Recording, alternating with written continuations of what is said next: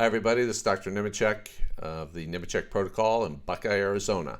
And this is number 3 in our series of determining why your child seems to not be progressing as well as they should be. So in the first video, we talked about basically it's not a determination. It's not olive oil. It's not fish oil. Okay, you just get those basic doses in there. Make sure you got some good COC olive oil. And it really comes down, if things aren't progressing, like over the long term, it's all about, is the gut bacteria balanced? Now remember, in the book, we talk about these short-term little relapses that you have, and that's from like colds or an injury or potentially a vaccine or things of that sort. And those things, if everything's right and you get a little injury, either after the injury or after the cold is done, within a week or two, you recover out of that. What we're talking about here are things that last for months, okay? I have people come here and they're 6-12 months in the protocol and they're telling me nothing's working, all right? They aren't seeing really much improvement at all. And so the first video was talking about not getting confused because the speech hasn't come right away or socialization hasn't come right away, and that it's about the gut bacteria. Video number 2 was talking about inulin failure, and how to manage that, how to recognize and manage that. And this video is going to focus on refaximin, otherwise known in the States as Xifaxan, or Rifagut in India, and refaximina in Mexico, and a variety of names. And so when you're going along, and as the kids get older, around that 10-year point, it seems to be less and less frequent that the inulin is going to be potent enough. And I mentioned in the other video that just this week we had like an 11 and 14-year-old brothers doing great on inulin. Okay, I don't change them, I just keep them on it.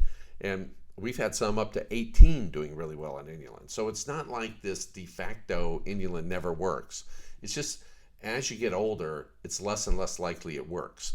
So say you have a 12-year-old that's perfectly fine to try to start him on inulin, and it may work for a little while, and then everything stops. There's no more progression, okay?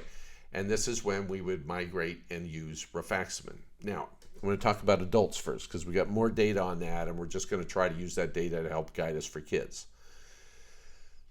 Pretty clear data. Adults with bacterial overgrowth or SIBO, you give them a 10-day, 14-day course of refaximin, and about a third of them will have long-term control. About 2/3 of them will have relapses of some sort. Now, relapses can be from some outside event, like a strong course of antibiotics or general anesthesia, or you're put on one of these proton pump inhibitors like Prilosec or Nexium, probiotics, head injury, and so forth. But you're still going to have a group of adults where it's spontaneous. Nothing really happened, but suddenly they realize over a couple weeks, wow, my intestinal symptoms are worse, or my anxiety has come back, and something like that. And there's no other cause, and these patients have a spontaneous relapse of the bacterial overgrowth, and they need to be treated again with refaximin. And it's quite natural, and I think it's wise to say, is this safe to do? Should you give repeated courses of this? Isn't it an antibiotic? Isn't that a bad thing? So I want to touch on that. Now, historically, we've had refaximin. It's been available as an antibiotic for about 30 years. And during that time, it was most commonly used as a medication to control bacterial overgrowth. So in essence, when you have the fish living with the birds, all refaximin does is separate that. And they were using it in individuals with chronic liver disease, or a condition called hepatic encephalopathy. Now, these patients, when they get the fish living up with the birds, what happens is, and these patients have cirrhosis of the liver, the bacteria starts making a large amount of ammonia, like cleaning ammonia, and it's quite dangerous. So what they've done is these patients would not take rifaximin just for 10 days. They take it twice a day all year long because it's such a dangerous condition. We got to keep the fish and the birds kind of separated, okay? Now, that gave us a unique opportunity to try to figure out what happens to these people when they take it twice a day all year long. And what we've understood is it won't, well, one, the drug doesn't get in your bloodstream. So if you're on other medications, it won't cause any drug interactions. Two, the drug does not damage the gut bacteria in terms of if you're measuring the number of species that you have. Say you only have 85% of the normal number of species, it will not drop you to 83%, okay, like many common antibiotics for like sinus infections have the potential of doing, okay? And then three, there's no long-term resistance to this drug. It's very safe, okay? And it's so safe that some researchers want to create a new category for this drug, and instead of calling it an antibiotic, they want to call it a eubiotic, just to kind of help send a message that it's neutral in the effect on the bacteria, okay? Now, what happens in my adults who have this relapsing, and what will happen is, they'll take another round, say in 2 months, they relapse again, they take another round in 2 months, and they say, 2 months, 2 months, 2 months. They do that a couple times. And then pretty soon, all of a sudden, they go 8 months. And then a year and a half without a relapse. And you'll see that quite commonly, as long as they're still on the other portions of the protocol. And what that implies is we know one of the major factors in relapsing is when your intestinal tract is moving slowly, all right? Or as your intestinal conveyor belt, as I like to discuss it during visits, is moving slowly, and that's due to autonomic damage from cumulative brain injury. Well, as you keep controlling the gut bacteria and you're on the protocol, your autonomics recover, your speed improves, and your relapses go way, way down. All right, so it's not a permanent thing. I don't ever see that. I see it as a temporary kind of process. Now, let's go to my experience with kids. So you have a kid, either they've been started on rifaximin, or you've had inulin failure and you've been migrated over to rifaximin. The majority of the kids, bam, they do great. Now, I don't have numbers like 1/3 or 60%, how many, but my general impression is the majority of the ones I'm involved with where we have to use rifaximin, they don't relapse quickly, all right? And again, though, it may sound like on the internet, boy, people talk about all the relapses. You have to remember the people who are doing well don't often chime in as much. You're only going to hear about people with problems who quite naturally are reaching out and trying to get more help. So it's a bias out there. And my personal experience is I don't see a lot of relapsing. We definitely see it, but it's not by any means the majority of what's going on. So if either for inulin failure or you start with rifaximin, you get a good response. The majority of people are going to have a nice long control. They won't need repeated courses of rifaximin unless maybe you get some antibiotics or a general anesthesia for surgery or some external factor triggers the problem, okay? But what about the people who do relapse? So what we're finding is, and this is where you'll think that the Xifaxan didn't work. And you have to be very careful at the beginning. When you first put them on it, you might see a little awareness. You see them, they're doing a little bit better. And if you aren't paying close attention, you'll lose it. It may disappear in 4 to 6 weeks. And what's happening there is they're relapsing. And these kids just can't communicate with you well. Like my adults, they can tell me, yeah, I generally feel okay, but suddenly my intolerance to tomatoes and spices came back. Well, that's a subtle sign that they had relapsed. The children can't really communicate this with us as well for obvious reasons. And so you're going along and it's 3 or 6 months and nothing happened. You think it didn't work. Well, we know it works, okay? But it's just sometimes you relapse kind of quickly.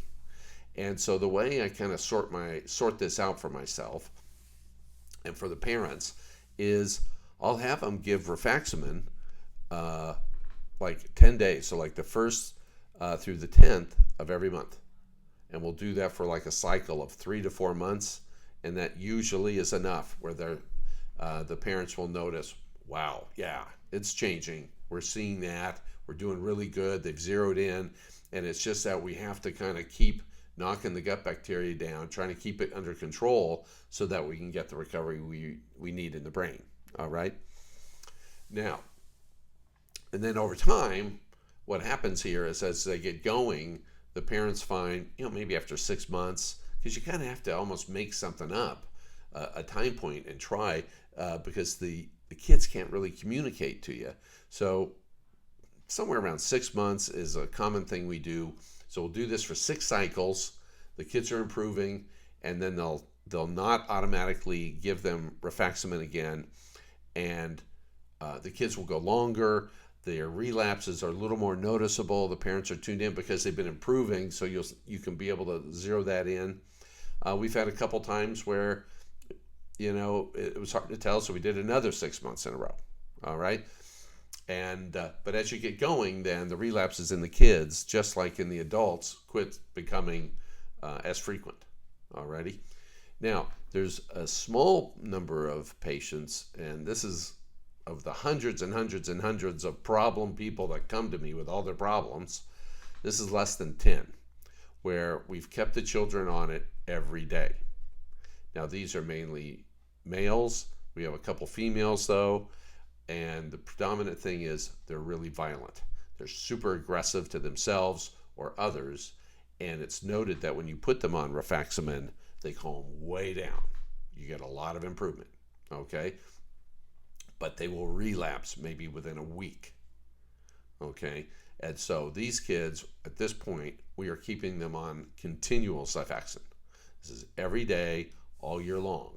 Now, this is rare cases.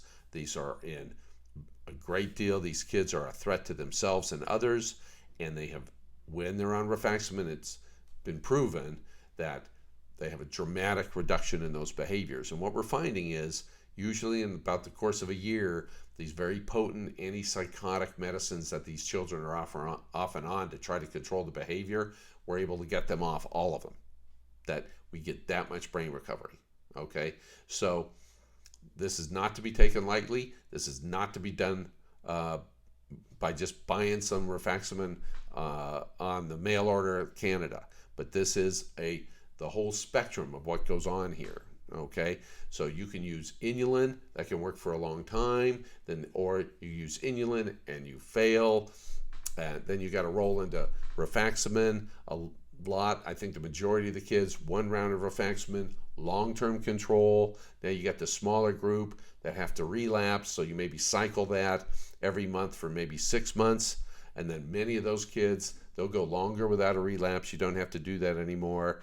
And then you have this small group of rather severe kids who are just almost in continual relapse. All right. Now the end game for these kids is going to be, will they control their gut bacteria on themselves or not? If they don't, these are the few kids that I see a benefit in FMT, or fecal microbiota transfer. And we know in adults where you can't control frequent relapses in a condition called Clostridium difficile, or C. diff. This is bacterial overgrowth, or SIBO from C. diff, that species. Those people will benefit from a fecal transplant. Just a brief side effect of fecal transplants: they don't help the brain. Okay, they only can help maybe maintain balance in the gut. When you get bacterial overgrowth and it triggers those prime microglia in the brain, remember, those are the guys that quit pruning, and they cause the excessive damage of cumulative brain injury in the brain. There isn't any evidence that a fecal transplant is going to fix that problem.